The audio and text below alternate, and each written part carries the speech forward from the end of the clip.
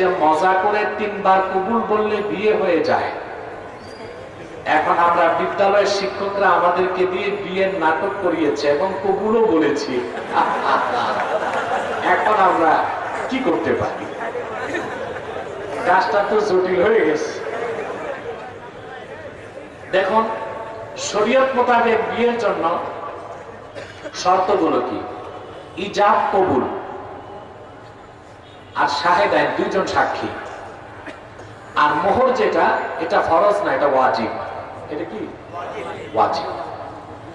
এখন মেয়ে বসে আছে, ছেলে আছে, 2 জন সাক্ষী দাঁড়ায় আছে, প্রাপ্তবয়স্ক।